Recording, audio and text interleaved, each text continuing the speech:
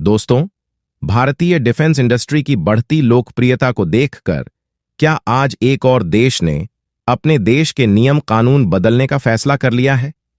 और सीधे शब्दों में बात कही जा चुकी है कि हम भारत को अपनी सबमरीन मैन्युफैक्चर करने की फुल टेक्नोलॉजी ट्रांसफर करने जा रहे हैं। साथ ही कहा गया है कि हम भारत को दुनिया से सबसे कम प्राइस पर यह टेक्नोलॉजी ऑफर करूंगा। इसी के साथ भारत में एक नया प्लांट सेटअप किया जाएगा जिसमें हम न सिर्फ भारत के लिए सबमरीन मैन्युफैक्चर करके सप्लाई करेंगे, बल्कि पूरी दुनिया के हस्तक्षेप सबमरीन एक्सपोर्ट करने वाले हैं और वहां से जो भी रेवेन्यू आएगा उसे आपस में शेयर कर लिया जाएगा। यानी कि भारत दो तरीके से फायदा कमाने वाला है। पूरी रिपोर्ट क्या है, इस वीडियो में समझते हैं। बस वीडियो को लाइक और हमारे चैनल को सब्सक्राइब जरूर कर लीजिएगा।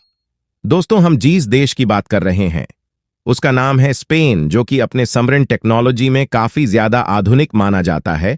और इस देश ने फैसला किया है कि हम भारत को फुल टेक्नोलॉजी ट्रांसफर करने जा रहे हैं, सबमरीन मैन्युफैक्चर करने वाले हैं और हम भारत को सबसे लो प्राइस पर यह टेक्नोलॉजी ऑफर करेंगे। और इससे पहले हमने देखा है कि जर्मनी ने अपने कानूनों को बदल दिया है भारत को टेक्नोलॉजी ऑफर करने के लिए, क्योंकि अभी तक जर्मनी के कानून में यह था कि वो अपनी टेक्नोलॉजीज या फिर अपनी डिफेंस टेक्नोलॉजीज सिर्फ नाटो के कुछ गिने चुने देशों को ही एक्सपोर्ट करता था। इसलिए भारत एशिया का वो पहला देश बन चुका है जिसके लिए जर्मनी ने अपने नियम कानूनों को बदला है। इसके अलावा जापान वो दूसरा देश है जिसने कुछ समय पहले ही अपने संविधान के नियमों को चेंज किया है और भारत को टेलीकम्युनिकेशन टावर्स एक्सपोर्ट कर दिए हैं। आप स्पेन तीसरा देश बनने जा रहा है। असल में कुछ समय पहले ही भारत की तरफ से प्रोजेक्ट 75 प्रोग्राम के अनाउंसमेंट की जाती है और इसका बजट करीब से करीब 45,000 करोड़ रुपए का है। और इसमें भारत 6 एडवांस सबमरीन मैन्युफैक्चर करके भारतीय नौसेना को सौंपने वाला है। ये सभी समरिन डीजल इलेक्ट्रिक अटैक समरिन से है और ये ज्यादातर कल्वेरी क्लास की होने वाली है। साथ ही एक शर्त रखी गई थी कि ये सभी AIP टेक्नोलॉजी वाली होंगी, यानी कि ऐसी टेक्नोलॉजी जो समरिन को एक लंबे समय तक पानी के अंदर बनाए रख सकती है, जिससे किसी भी दुश्मन के लिए उस समरीन को पकड़ पाना बेहद ही ज्यादा मुश्किल होता है।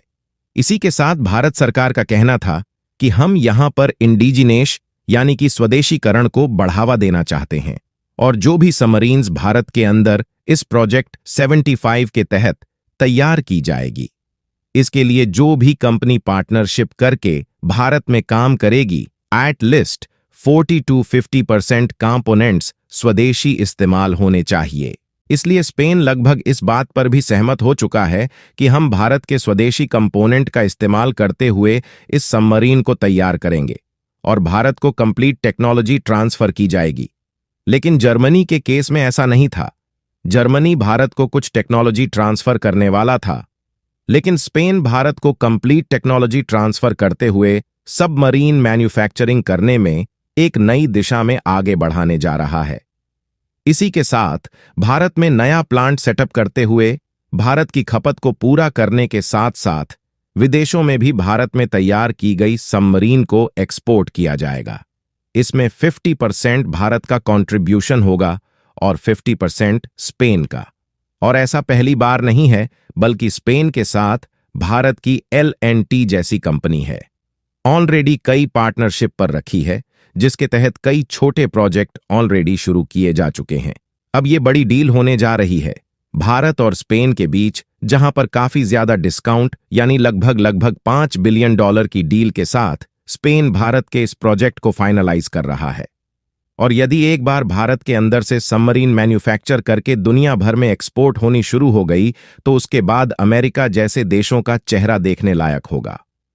अभी भारत में सिर्फ कुछ मिसाइलों का परीक्षण हुआ तो नाटो सहित रूस ने भारत की तमाम मिसाइलों को खरीदने में इंटरेस्ट दिखाया।